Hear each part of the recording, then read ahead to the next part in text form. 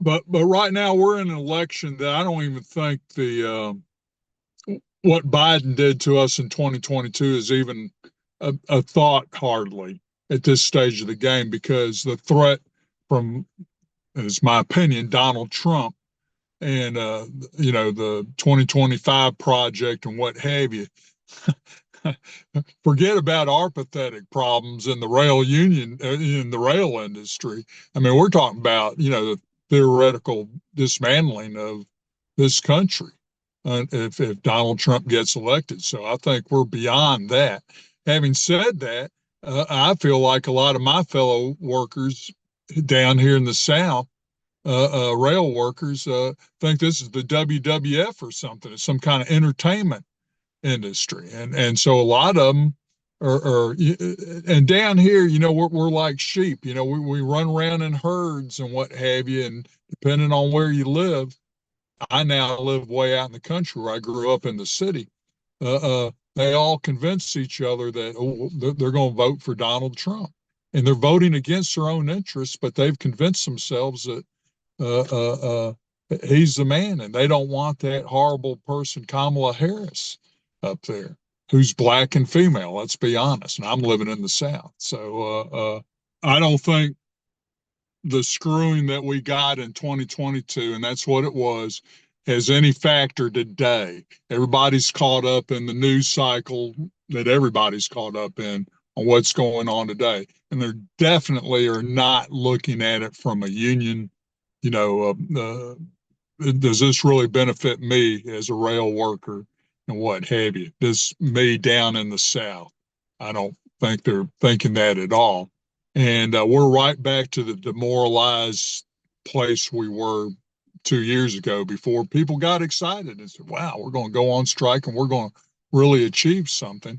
And now they're just back to their hang dog, make another day and that sort of thing. So um, that's my feeling that what happened back 2 years ago is not a factor today in how people are voting.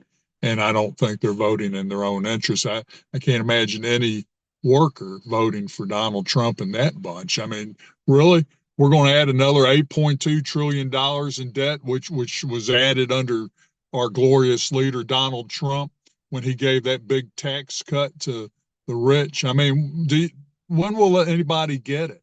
And somebody's got to pay taxes in this country. It'd be amusing to me if everybody paid taxes, including the rich. So, I don't know. It's a lot of union people are going to vote against their best interests, but I am hopeful that we're going to eke it out as we did 4 years ago.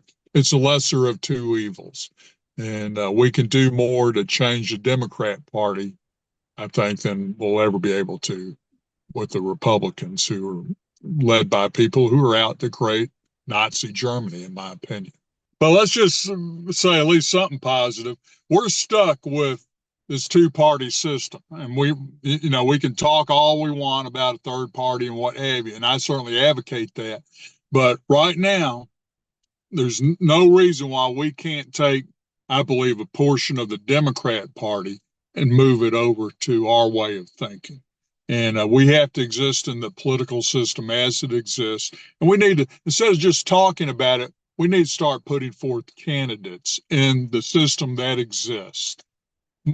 Uh, um, and I mean, you have some people like AOC and what have you. I mean, there are people out there, and I don't necessarily agree with there's nobody I agree with 100%, but I appreciate people that are trying to lead us in a different direction.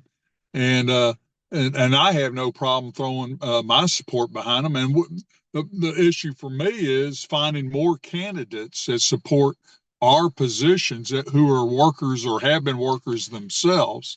And let's start putting them into office. I fully admire the Republican Party in that they have gone out for years now on a grassroots campaign to take over school boards and on up.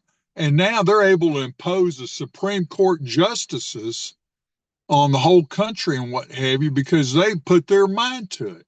So we've got the example in front of us that a group of people can make a change. I don't think theirs was a change we wanted to make, but for the interest of people, but we can respond to that.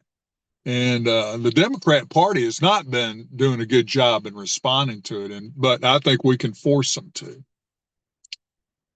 So I just want to say that it's not hopeless. We can affect change in this country. Thank you so much for watching the Real News Network, where we lift up the voices, stories, and struggles that you care about most. And we need your help to keep doing this work. So please tap your screen now, subscribe, and donate to the Real News Network. Solidarity forever.